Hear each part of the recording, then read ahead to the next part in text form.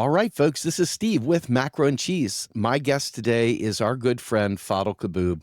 We've had Fadhel on a bunch of times, but this one's really important because it's here and now.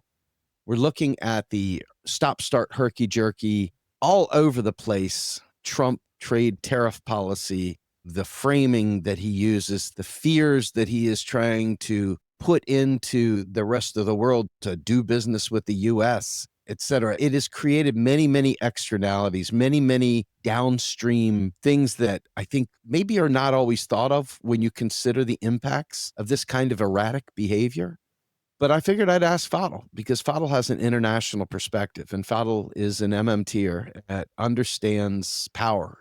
He really understands power as it relates to Africa and other developing nations. And so I figured I would ask him to come on and explain this through his lens.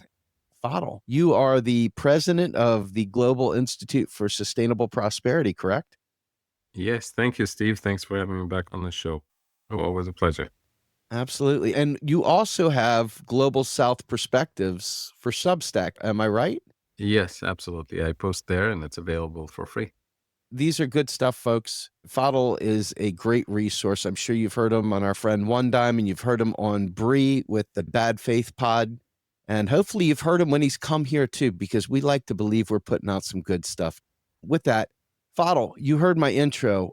Trump has been extraordinarily erratic in the messaging. Start, stop, tariffs. We're going to raise tariffs through the roof, and China pretty much laughing at him, saying, we're not backing down. We don't need you. You need us. And it's really made for some real craziness, both in the stock market and people's retirement accounts. And a lot of businesses and banks and everyone else are making big decisions, and they're watching the news on a minute by minute basis to see what tweet he puts out next, to see what their position's going to be. And some of these decisions have far reaching impacts. I'm curious, can you explain the Trump tariff plan or lack thereof? Well, let's start from the narrative that the Trump administration is putting forward to justify this disruption. And first thing is to recognize that any policymaker, politician will have multiple audiences that they speak to. So there's the domestic audience in the US, the voters that will support Trump and the Republican Party and the American public in general. And then there's the international audience, there's the financial markets audience. All of these audiences matter. But let's start with the narrative that dominates the Trump approach, which is, the US is losing on trade. Other countries have been cheating.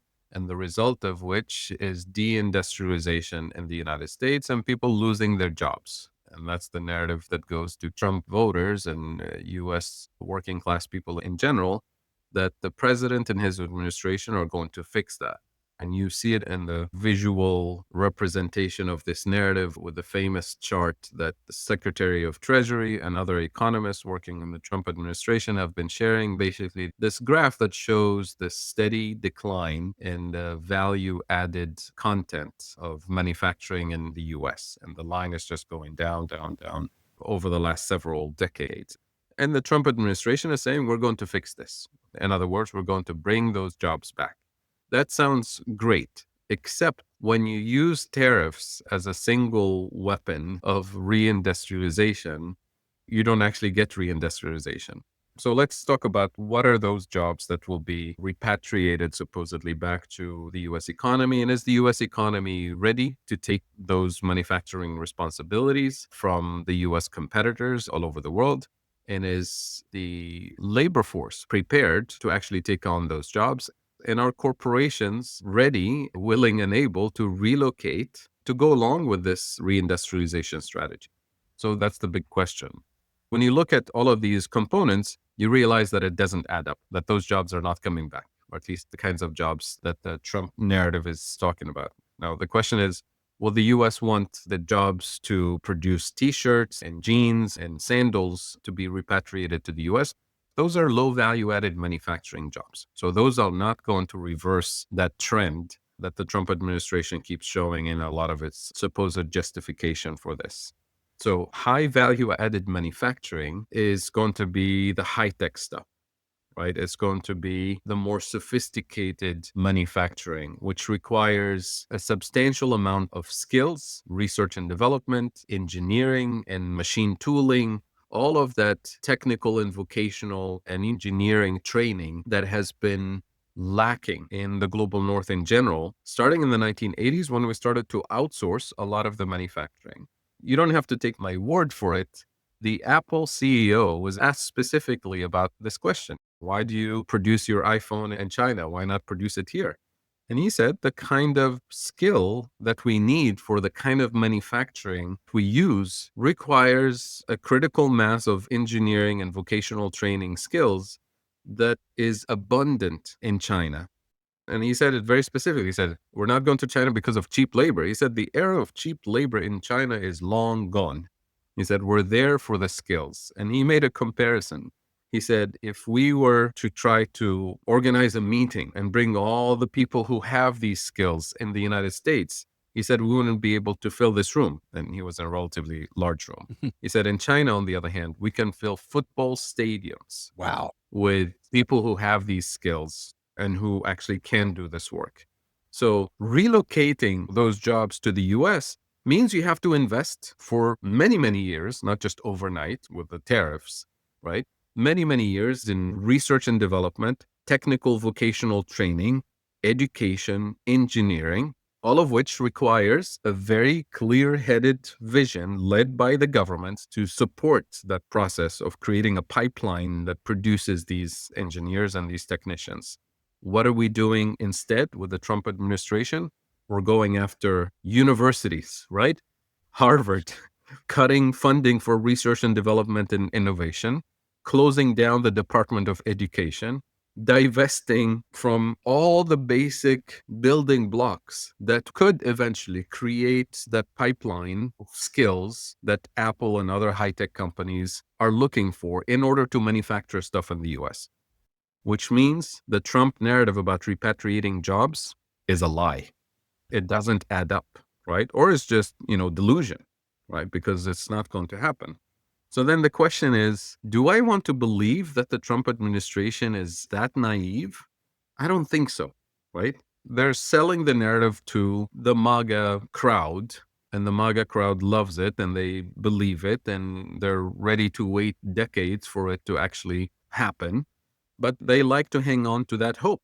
So I think he's confident that no matter what happens to the economy, disruption wise, he can still ride the MAGA wave and win the midterm elections.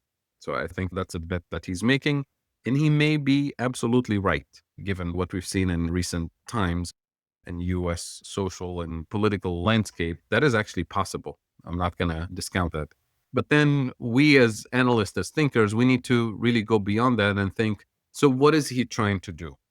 So there's two things. One is, as a negotiator, this is pre-Trump entering politics.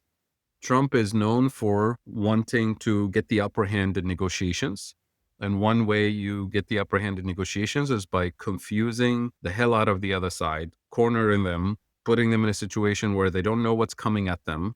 And they get into a situation where the only options they see coming at them are, one is worse than the other. So completely uncomfortable, backed against the wall, and you have no vision in terms of how do you get out of that situation. And that is true. Trump wants to put every country for different reasons, right? The negotiations or what he wants from different countries are different. What he wants from the Ukraine, what he wants from the European, what he wants from China, what he wants from the DRC. These are very different issues, and all are important from a US perspective. So that's one thing. And the tariffs are actually working. A lot of countries are just confused and lost and have no vision and no way of organizing themselves to get out of this mess. So the disorder is an intentional negotiation tactic. But that still doesn't explain where the end game is, right? So the end game, I think, is quite complicated, and it's actually centered around two things. One is reinforcing the US imperialist dominant position that is actually being threatened seriously right now, and I'll explain why. And number two, reinforcing his legacy, the MAGA movement, and the supremacy of the Republican Party for years to come. I think these are the ultimate goals. And they do have economic dimensions to them.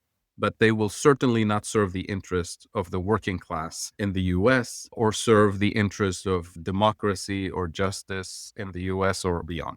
So, with that, let me explain. When you think of the power of the tech companies in the US, and here, when you think tech companies, even when you think Elon Musk, you have to think there's two Elon Musks in the White House. There's Elon Musk Twitter, and there's Elon Musk Tesla and the other tech stuff. The interest that the Trump administration is going to serve is not Tesla.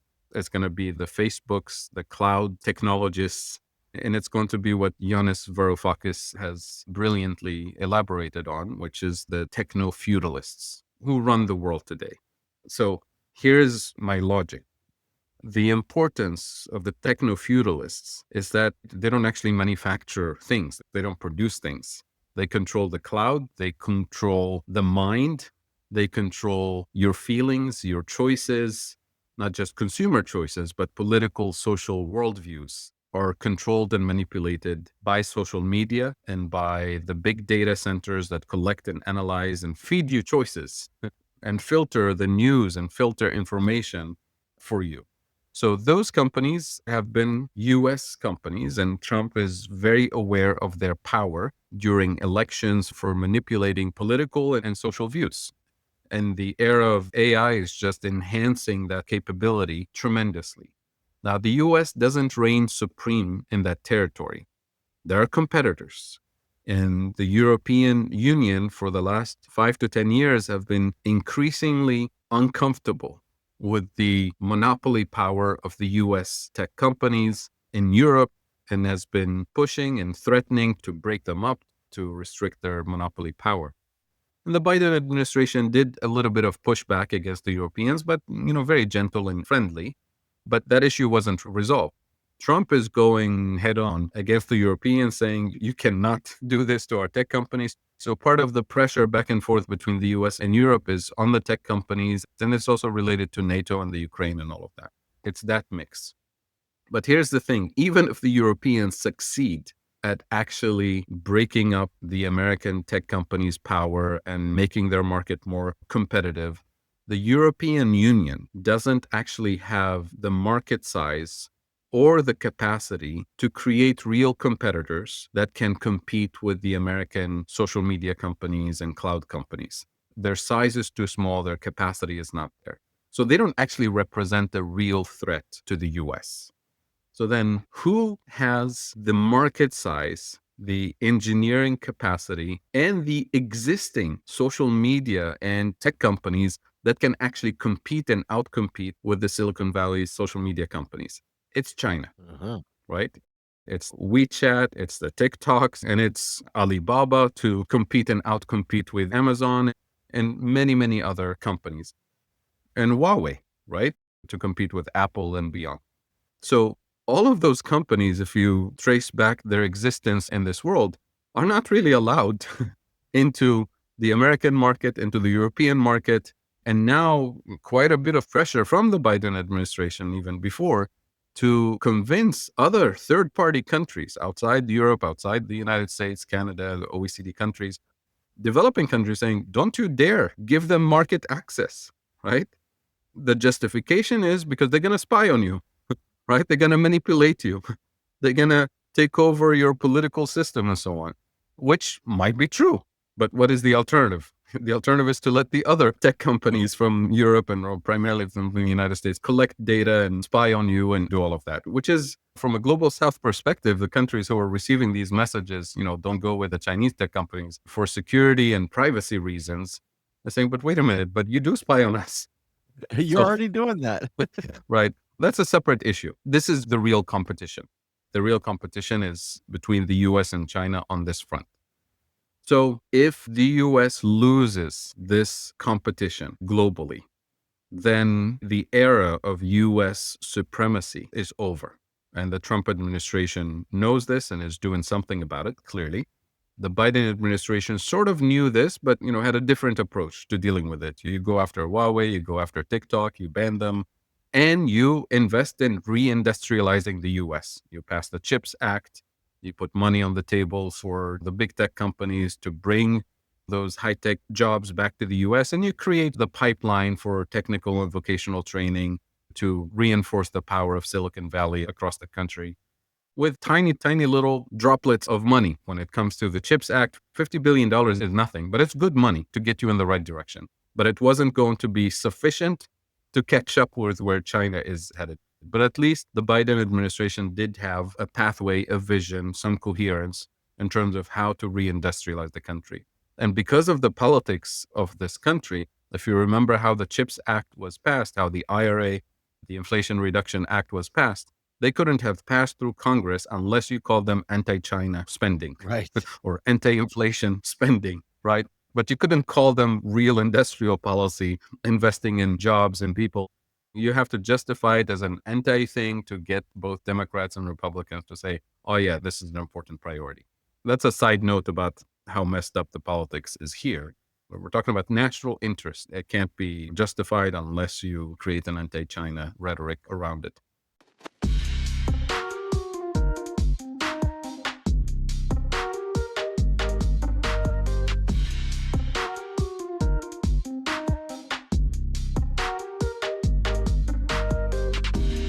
So that brings us back now to the real reasons behind these tariffs.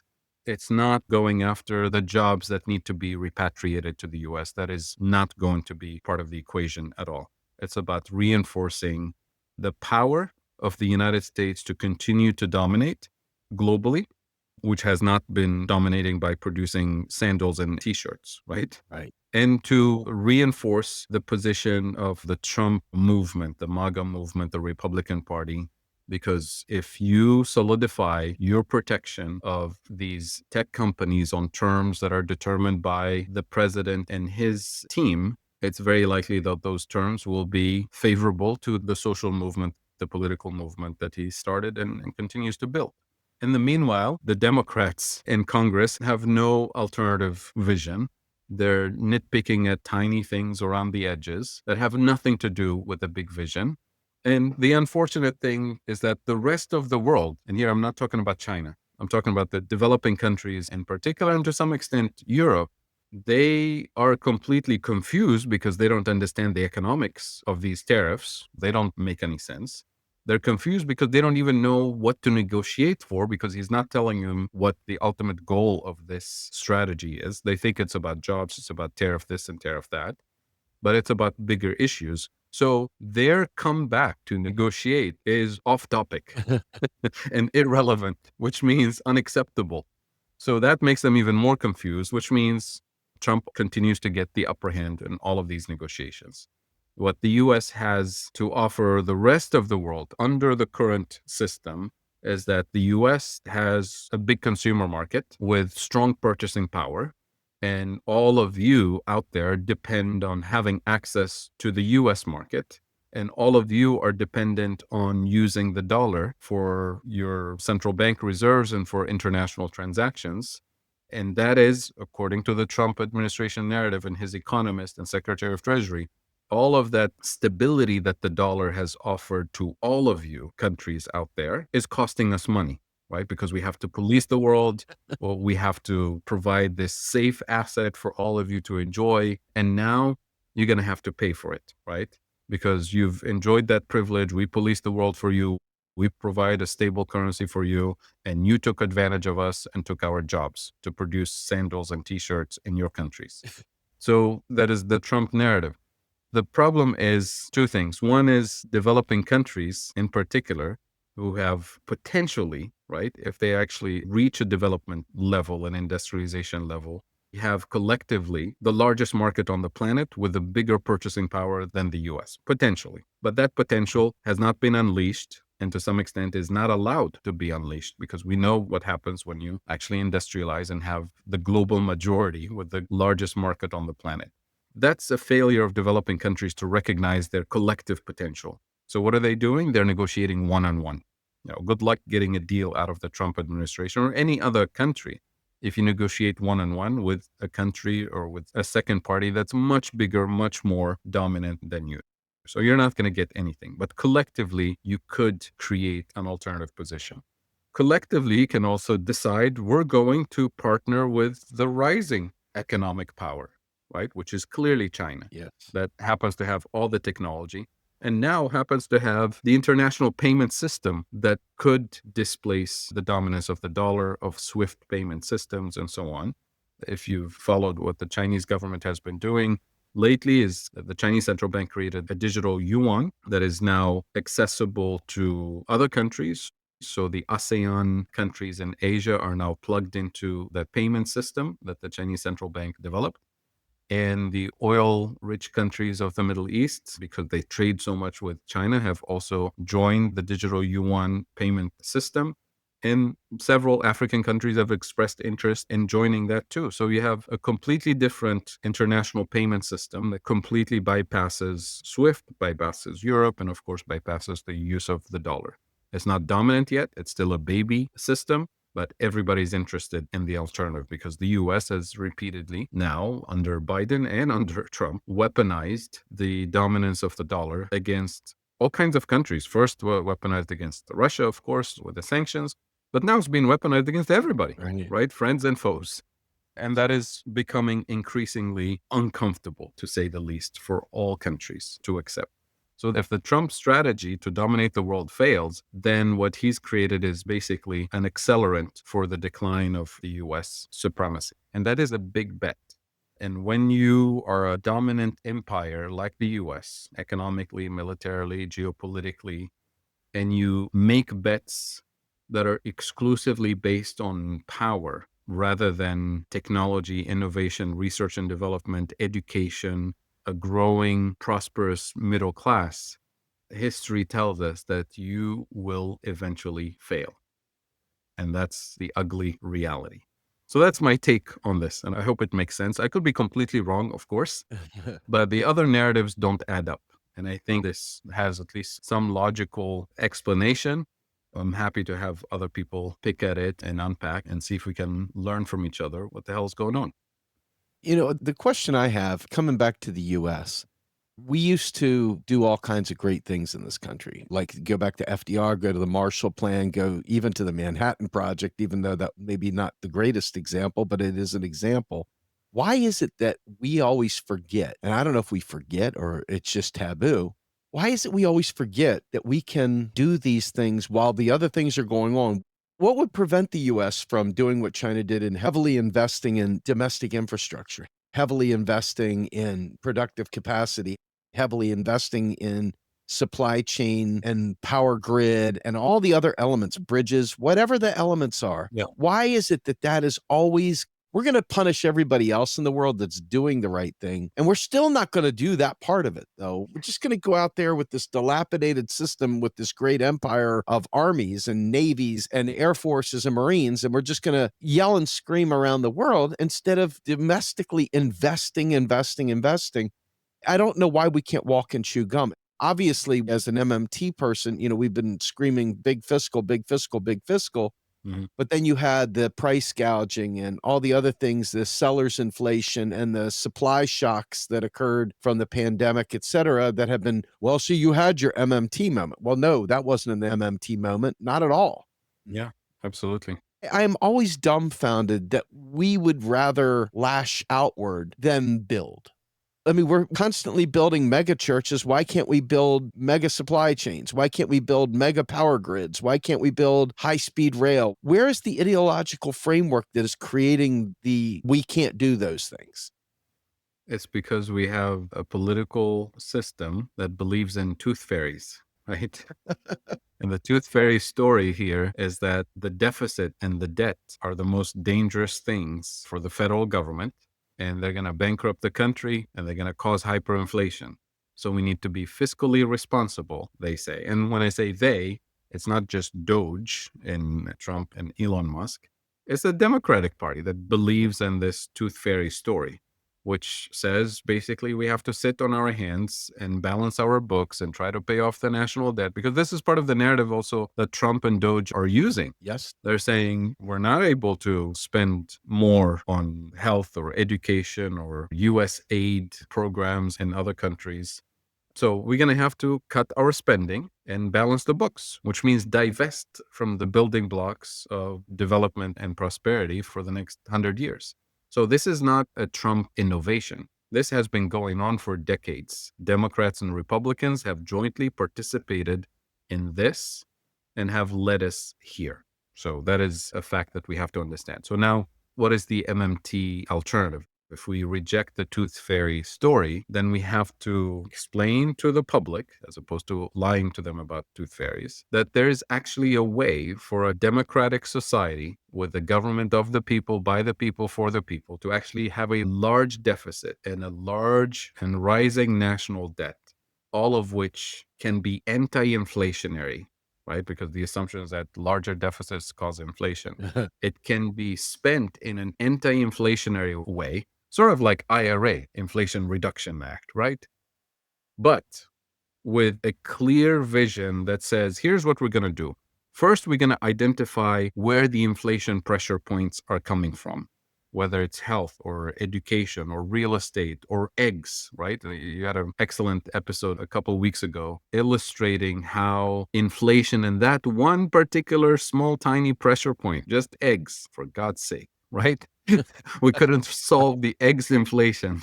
And now we're talking about all the other big inflation pressure points. But if you identify an inflation pressure point, then there's two things you have to do. One is you spend strategically to increase the productive capacity, which in many cases, the addition of productive capacity is actually hijacked and withheld intentionally by two or three guys, right? Two or three companies. And this is true in many countries, in order to create artificial shortages, in order to have the choke point, hijacking and blackmailing the public, essentially, and saying you pay up, right? Or else we'll starve you from eggs and chicken, right? Then two things. You increase the productive capacity, so your deficit spending is anti-inflationary, but that's not sufficient.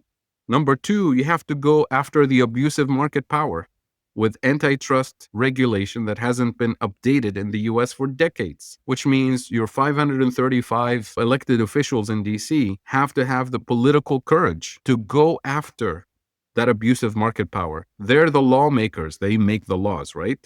Which means they have the jurisdiction to regulate. And this is the failure of the federal government, not Trump, not Elon Musk, but generations of politicians in Washington, D.C., who ignored the abusive market power of corporations, not just in the egg sector, but in every other sector. So MMT is telling us, if you really want to build a prosperous, equitable, just society, you can, but you can't do it just with deficit spending. You have to do the deficit spending strategically targeted in those inflation pressure points, and you have to complement that deficit spending with aggressive regulation in order to eliminate the abusive market power of those key individuals, key corporations who are holding those choke points on the economy and blackmailing the political side, blackmailing the public into submission. In other words, you need to democratize your economy and literally democratize your political system, which has been hijacked and blackmailed by the super PACs that are backed by these corporations. So this is totally within the realm of possibilities in the US, but you're not going to go there and actually convince the public and the political system to move in that direction if you continue to repeat the tooth fairy story every time you're given a microphone as a politician, and continue to insult the intelligence of your public, even though you know privately that the tooth fairy doesn't exist.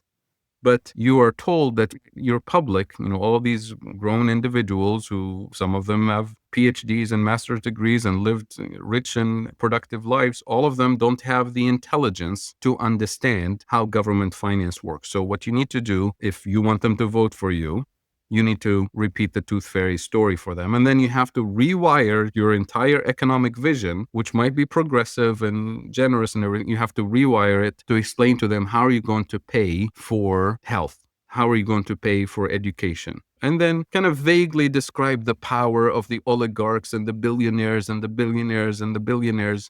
And then say, well, we're going to have to tax them. Well, good luck taxing Elon Musk, because he runs the country now. Right? He's not going to let you tax his power out of existence. I don't see the quote unquote resist the oligarchy stuff. If we could vote them out, we would have done it by now, right? I mean, seriously, all jokes aside, it's like there is a perverse desire to pretend that we have a democracy, a functioning democracy, that we can just simply source the vote, et cetera. But think about this. Biden allowed a parliamentarian to block him from doing the PRO Act, which tells me he never wanted to do the PRO Act to begin with. And he allowed Roe v. Wade to fall without stacking the court, which tells me, hey, maybe it was good for fundraising to allow Roe v. Wade to fall.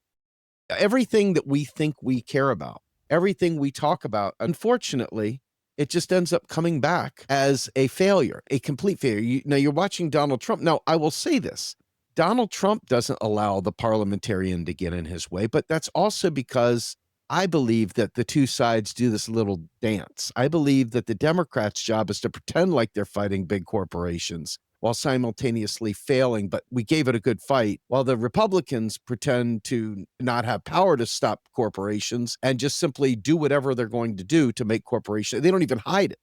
So the two are still fighting for the same capital order, if you will, but just one has a different faux strategy of incompetence and the other one just simply does whatever it's going to. I mean, Trump just gave the finger basically to a 9-0 ruling of the Supreme Court about a person that was deported. So when we talk about the rule of law, we talk about regulations, and we talk about the power of Congress, all these things are true, at least on paper. But in reality, when you look and see who they serve, I don't believe that it's just donors. I believe it's deeper than donors. I believe it's bigger than that. I think on a global scale, understanding how capital operates makes it very challenging to see this in any kind of charitable way. Literally, that they're giving up the golden goose because that's what the oligarchs that they represent want. And when I say they want, there may be some good people that walk through the door accidentally in a Congress that stumble into this world. But I believe the vast majority, especially the Pelosi's and others of the world that have run this thing, they're in lockstep. They serve capital. They don't serve us. They serve finance capital. They serve those folks. And they put on a show to pretend like they're serving us. But in reality, that's not their job in their mind. I don't think they think that it's their job to serve us. Am I wet behind the ears? This is related to the Tooth Fairy story, because if you truly believe in the Tooth Fairy story, then you believe the government doesn't have money and doesn't have the capacity to spend, and that you as a politician, your power and existence in office is dependent on finance contributions for your campaign from the oligarchs, and that even the good things that you want to deliver to your people in your district are dependent on their money and permission to let you have better education or better health is dependent on either them through their foundations and tax exempt trusts to invest in your district. So you're constantly begging them to come to your district as opposed to the other district, which a lot of politicians do. Or you're begging them to contribute to your party so that you can get elected, so you can pass the laws to protect your people. Or you're hoping that somehow you can tax them or borrow money from them in order to invest in the things that you care about and your people care about. So your entire worldview is dependent on them, no matter how progressive you are. Whether you like them or dislike them, you want their money and their permission to implement whatever vision you want, which means they own you, right? Yes. And that is because you believe in the Tooth Fairy. So you stop believing in the Tooth Fairy, all of a sudden you realize that you represent the sovereign government and that they, the billionaires, are the result of a policy failure. Yes. Like when you get that blue screen on your computer, there's a fundamental error in the script here. Right? So you need to debug your code and reprogram your brain to move forward. Otherwise, you're stuck staring at a blue screen. That's exactly where the political system is. Staring at that 404 blue screen. And that's what MMT is saying. It's saying we have the alternative script to debug the system and allow you to be in charge of the program. So you can write the script that democracy compels you to write for your people. And that's where we are. The Tooth Fairy is pushing us into that blue screen, 404 error. And Republicans and Democrats are sitting on their hands staring at the screen and yelling left and right about issues that will not debug the script.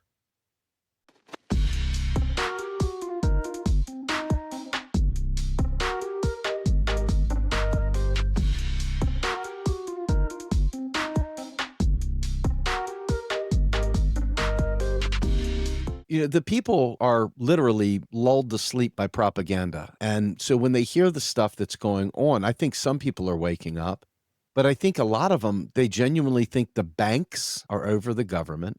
They think that the businesses and corporations are over the government. And simultaneously, they kind of give into that, like there is no alternative as well. Regular people buy into this as well. The fairy tale is like a national amnesia or national psychosis. Yeah. And to sit there and watch all these things are inevitable, right? They paint them as inevitable because I'm all about nationalizing absolutely everything under the sun, man. I am so over the arrangements of predatory business models that I'm there, man. Let's nationalize whatever. I'm good for it. I'm sure not all things should be national. Maybe they should. I don't know. But I will say this, that the illusion that the government is feckless and incapable of serving people, Mhm. you have to kind of go back to the fact that capital is large and in charge because of, if you believe it, then it is, right? I mean, whatever you speak into existence in this case, it becomes manifest. Right. By allowing this fraud to have legs and a heartbeat, it takes on its own persona. And aside from just telling people, hey guys, federal spending is not by your tax dollar, it's just pass a law. And Article 1, Section 8 of the Constitution gives power to Congress. They really have the power. Aside from saying that over and over again, Mhm. I genuinely don't believe the system wants to be reformed. You know what I mean? I don't believe that the politicians want it to be reformed. I believe that this arrangement is just fine for them. I mean, watching even Bernie Sanders basically ignore the cops taking away people that were protesting for Palestine. Yeah, I mean, we're talking fascism right there, right? We're talking about all the things he's saying. I'm anti-oligarchy, anti-fascism, blah, blah, blah, anti-Trump. I mean, you look around, lots of people at a rally is not the same thing as teaching them something. He's not telling them the truth about the important stuff. I mean, AOC is not. She's out Mhm. there peddling the same stories about, oh, yeah, who'd have thought that if you cut taxes on billionaires, you wouldn't be able to pay for things? Who'd have thought it? Nina Turner constantly Mhm. talking about it. Where does this end? I mean, can it end? Do they want it to end? Or are they part of the cog? Are they part of the machine that says, yeah, this is the way we do it? Yeah, clearly Bernie Sanders reached almost the presidency, right? Yeah. And failed because he didn't have a compelling narrative about how to pay for a Green New Deal. How do you pay for healthcare?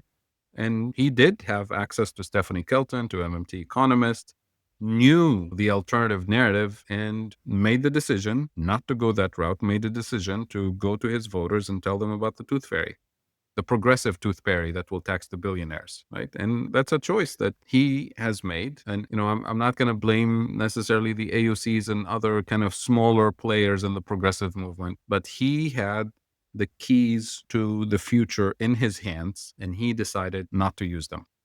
So that's on him.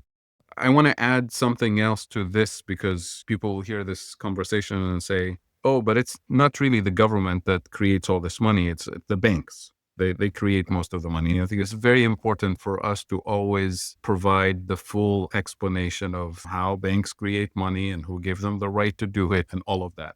And I think here, the work of our friend and colleague Bob Hackett in that piece that he co-authored now almost 10 years ago called The Finance Franchise. It's a big piece, it's academic, it's complex, but it delivers the correct message. He co-authored it with his colleague at Cornell Law School, Saul Omarova. And what the framework that they both outline in this excellent research is basically saying, look, the US federal government is a sovereign issuer of the currency. And it decided a long time ago to outsource the money creation power under certain rules and conditions to private banks for specific purposes, to serve the public purpose under rules and conditions. And that is to allow banks to issue credit backed by the legal system, right? So when you borrow money to start a business or to build housing development, you sign a promissory note to the bank. And you sign a promissory note saying, I promise to pay you back $1 million over the next 10 years, 20 years, or whatever the terms are, under certain terms and conditions. That bank will take that promissory note and it becomes on the asset side of their balance sheet. So now they have an asset worth $1 million. It's a piece of paper that says, I promise to pay you back, right? It's an IOU. But that piece of paper is just as good as money because the courts will reinforce it. If I don't pay back, The courts will go after me, take my property, take my liberty, and make me pay, essentially. That's why it's worth $1 million on the asset side of the balance sheet. On the liability side of the bank's balance sheet, they have $1 million because that's a liability. They put it in my bank account and I'm going to start spending it right away to hire workers and build those houses. So all of a sudden, because they have the power to issue credit to boost economic activity for the public purpose, in this case, housing, they are able to, out of thin air, right, increase both the asset side and the liability side of their balance sheet by $1 million. And the system we've created with giving them a mission to do this for the public purpose is that they can do $100 million, $200 million. It doesn't really matter how much. What matters is they do their due diligence to make sure that I'm actually going to build housing, right? That I'm actually creating value in the economy, creating jobs, and I'm actually creating jobs and value in a way that allows me to generate revenues to actually pay them back like I promised. But if they give me money to go gamble and speculate, then they're not doing their due diligence. Then I'm going to default. Then the whole system collapses. So the role of the regulators is not to micromanage every loan, but to regulate banks so that they do their due diligence, so that they prioritize real productive investments to serve the public purpose as opposed to speculative investments. So that's how banks are allowed to create money. So we forgot that the sovereign federal government has given them that license to create money for the public purpose. And if they violate the public purpose, if they don't do their due diligence, if they finance speculation rather than productive investment that will actually enhance our productive capacity, logistics, now you can think about this as it relates to inflation too, right? Then they're doing their job and they keep their license. But we forgot that we don't need their money or their permission for the sovereign government that gave them that right, the banking license, that if they violate the trust that the federal government gave them, and they finance speculation and they finance unproductive investments or whatever, then we can take away that license and shut them down and give that license to another institution that will actually serve the public purpose. That institution could be the post office, for all I care, or it could be a public bank, right, at the state level or at the federal level. So our 535 elected officials forgot that they have not only the power of the purse, that they are the sovereign government, the sovereign issuer of the currency, but they actually have the power to take away the banking license from Wall Street banks who have misused and abused the power and trust that they were given when they were giving a banking license. To the point that our federal officials believe that they need loans from those banks to fund the public purpose, that they need to borrow from those banks to fund the public purpose, that they need the permission of the oligarchs and the billionaires who are made into billionaires by failed public policies in order to have a better infrastructure. That is the wake-up call that, number one, the 535 elected officials need to recognize, but number two, for us, the general public, like the people, to call them out on this insanity. That this mythology of the tooth fairy is a smokescreen for the biggest robbery in the history of the universe that's been concocted by the elites that managed to convince everybody, including elected officials, that they depend on their money and their permission and their power, to the point where we have the richest man in the world going into the government and further destroying whatever is left of social protection for the people. That's how dangerous the tooth fairy narrative is.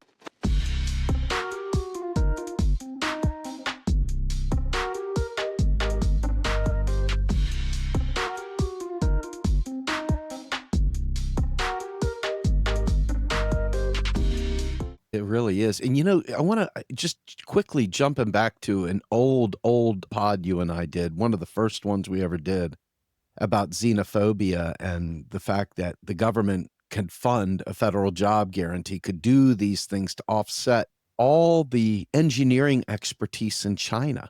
As we're in the midst of sweeping everyone out and deporting people and going on trains and asking everyone your papers, I mean, we are literally turning into like a Gestapo nation overnight with ICE really stepping up their work. I mean, they've always been bad, but now it's really bad. But you think about it, it's like we don't have the expertise in this country. What has MMT always said? MMT has always said you need the real resources. What are real resources? Trained professionals, trained people, goods, services, raw materials, whatever. We don't have the real resources in this country because we stopped funding education. We're in the process of gutting education. So how would you maybe do that? You probably end up having to ask Chinese people to risk their lives to come into the cesspool called the US to do those jobs if you were trying to staff them. What am I missing there? I mean, it just seems like every bit of this just seems absurd to me. Now, I do remember very well your complex theory of Trump's 10D chess game here, right? Mhm. But in reality, you still need real research. You still need people that can do these jobs. And we don't have that anymore. We have stopped training people. We have stopped making that kind of person. This fundamentally is a role of government, is it not? It's not job creation, it's job training. It is literally ensuring for national security. For Mhm. national security purposes, we need expertise. We need to be able to develop some of these things for a host of reasons that have nothing to do with imports as a benefit, exports as a cost, or any of the other things that go into this. Strategic reasons, even without the MMT story. That just seems so unbelievably basic. Why is that lost? Well, I don't think it's lost because if your worldview is essentially a global slave society where you're at the top of the Yes. hierarchy and your slaves can be either working here or working in another country as long as you can have the power and influence to control and manipulate the global system, then it doesn't matter if the engineers and technicians are in China or in India or in South Africa, as long as you can use them for your purpose. That's And right. that's not Trump's vision. That's been the case since the beginning of the neoliberal era, right? Yep. The Yes, sir. crisis of the 70s, the ultimate victims of that crisis in the US were workers because they were tricked into believing that the big government of the 50s and 60s that built the middle class was the cause of the inflation of the 70s, the crisis of the 70s, even though the problem was really a political conflict in the Middle East, right? Had nothing to do with labor unions or the working class and the US. But they were made to believe in that narrative that big government is the problem, and the scaling back of big government and destroying the power base of labor unions meant that you have to outsource now jobs because you break the unions and you force them to race to the bottom. And you accelerate that race to the bottom by taking the jobs and moving them to, at the time, poor developing countries like China and India at the time, right? And that's what destroyed the working class, the middle class, and the US. And now under that system, you were able to stay at the top of the hierarchy because those are, developing countries that are using your technology through your corporate power to produce stuff on the cheap for you, right? The problem is that countries like China and India in particular had a longer vision for themselves, long-term vision for Mm. themselves. And they said, okay, this is where we start. We start at the bottom of the food chain, at the bottom of the hierarchy. But by God, we're going to climb out of this, not by wishful thinking, but by investing in health and education and infrastructure and research and development and doing whatever it takes to acquire technology by producing it ourselves, by copying bits and pieces of it, by copying all of it. But what matters at the end is we build the foundation that allows us not only to catch up, but to innovate and excel. And China in particular managed to do that. You can argue about the pathway, the method, or whatever, but the reality is that they did. And now the Biden administration was very uncomfortable with that reality, tried to push back in a reasonable way by standards that we see today. And the Trump administration is basically continuing the same pattern of applying more and more pressure on China, which started long ago with the Clinton administration, if you remember, about currency manipulation. And then eventually with the Obama administration, with the pivot to the East, right? Which not just an economic pivot, but, security pivot. And of course, with Biden under the CHIPS Act, the IRA, which were packaged as anti China investments in the US economy.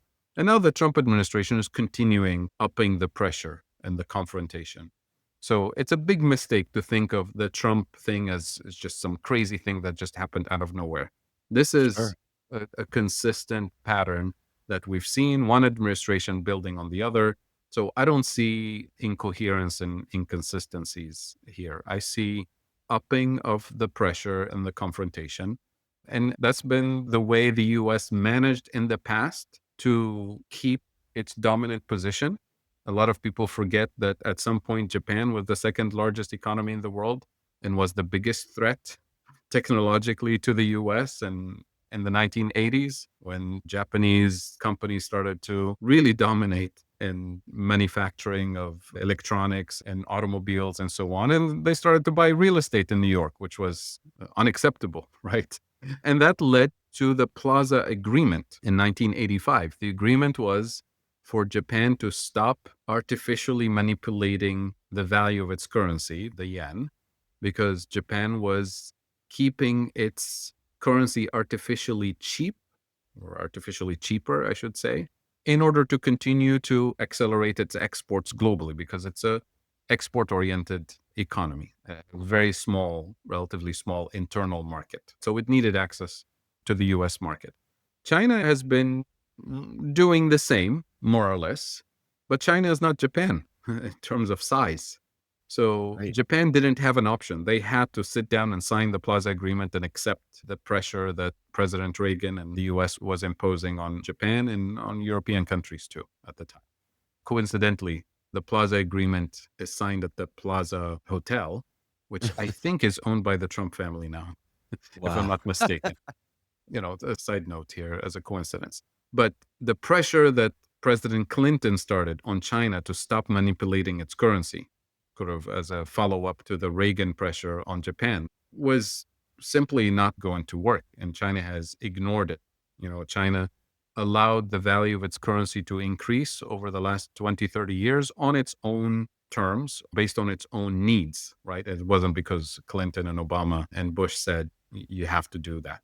But China is not in a situation similar to Japan that it can be bullied into signing an agreement on tariffs and currency values, because the threat at the time to Japan was, if you don't sign this agreement, we have a trigger price mechanism, right? Which was tariff retaliations against the Japanese economy, which Japan was not going to survive those tariffs at the time. So they agreed to the deal. The same thing has been happening with China. China is not going to accept the US telling it what the value of its currency is going to be. So the trigger was pulled, which is the tariffs, which were the threat at the time against Japan. And now we're in the middle of the currency and trade war because the trigger has been pulled multiple times in the last few days. And now we see the consequences. Japan wasn't going to survive those triggers at the time because it needed access to the biggest economy, the biggest market, and that's the US. So they couldn't survive without access to the US.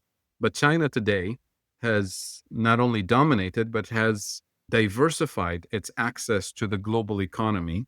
Yes, the US is still a significant market, but the share of Chinese exports to the US has been declining rapidly in the last 5 to 10 years, especially the last 5 years, and probably will continue to decline, especially with these tariffs, which means China's access to markets around the planet is comfortable enough to build an alternative world for its industry. And China has an internal market, by the way, of a rising middle class that is getting wealthier by the day that will absorb a lot of its industrial production internally, right? Japan didn't have that option. We have a longer view of what's happening, that this stuff didn't start yesterday with Trump waking up and saying, I want to reindustrialize the US. That's a very narrow view of the world and misleading, to be honest, because then we can't see what the trajectory for the next 50 years is going to be. People are still thinking about the midterm elections, right? Which is an important part of the conversation.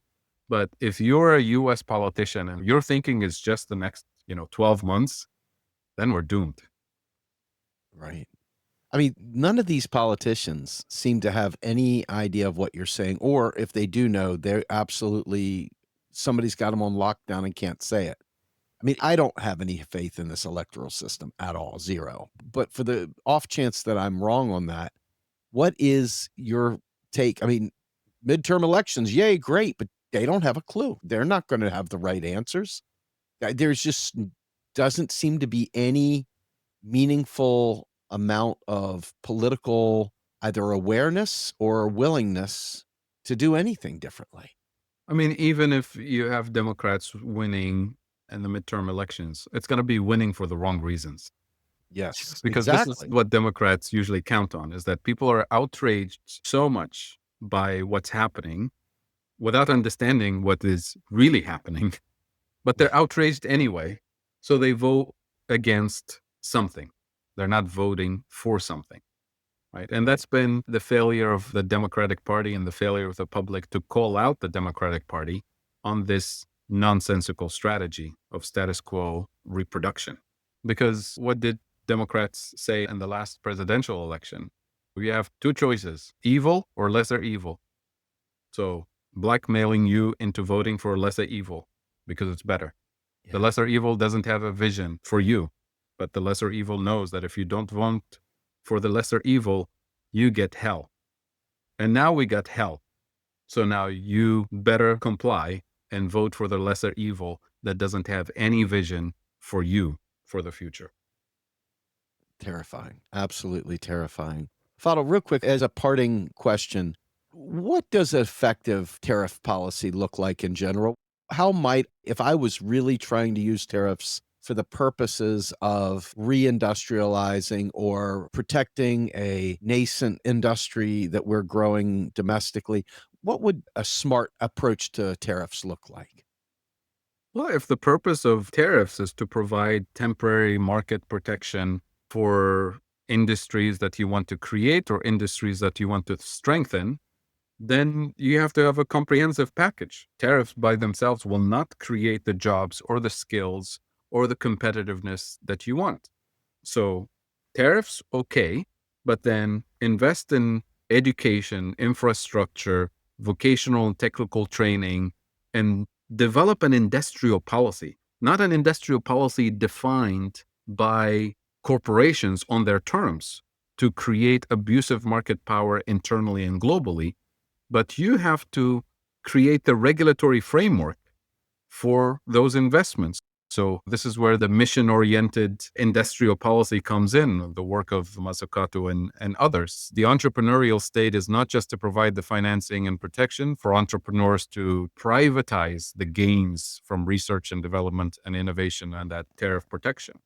So if you want to do that, tariff protection, and then let private corporations define the terms of that industrialization so that they dominate domestically and internationally, that's an option. You can do that. I wouldn't call that the best option. But a Right. democratic society has the capacity to predefine the pre-distribution terms of that industrial strategy. And it's not going to happen because of the willingness and the charity of the billionaires to give to the public. It has to be done by the sovereign government and a democratic process. And that is completely absent in the Trump vision, was somewhat there on a small scale in the Biden 4 years with the CHIPS Act and the IRA, not really on democratic terms, but on, existing powerhouses that were going to be made more powerful and richer in order to serve the US global interest, but not really to serve the creation and the building of a strong middle class. Yes, there were jobs that were going to be created and so on, but we're talking tiny, small scale compared to the potential for the United States. I will never understand the fear. Maybe I will someday, but right now it's so hard to witness and watch. It's like you're in a passenger seat and the person at the wheel is drunk or their hands are tied behind their back and you're riding around a cliff and it's like, dude, please hit the brake, do something, stop the car, move, and you just feel like you're going off the cliff with them and you've got no choice but to just die. And it's such a debilitating feeling because everybody that you talk to right now, they're either swept up in the cult of personality. I love Bernie. I love it. This, but they don't want to hear the story that you just told. Maybe they do, and I hope they do. I hope people listening to this podcast will take this story and talk to their friends because that cult of personality blocked us in 2015, 2016 from talking MMT. It blocked a lot of it in 2020. The same characters, the same people out there, filling up the news cycle, blocked it again. And they're continuing to block it. There's no sign of relief in terms of that kind of barrier to reaching people. It's either cult of personality or you're out there on your own being labeled all kinds of things. So I'm hopeful, but not hopeful. Like I see this and it's like I hear you and I'm going, well, I'm hopeful, man. And as soon as I walk away from here, I'll see somebody cheering on that we're going to end oligarchy by going to parades. And it's like, oh God, I just can't even. I'm all about organizing, but I'd like to see them organize with knowledge. I think Emma Vigeland even was on Majority Report. Somebody asked her about the deficit myth, and she says, yeah, I just don't find it a compelling political case. So she gatekeepered the whole story right there. And this is pretty I mean, she said that too. It wasn't like, you're guessing. I mean, she literally used those words. And so you're like, well, what in the world is it going to take? I'm so glad to see you reach Bree because I watched her on her own with Jen Perlman, who I've been working on too.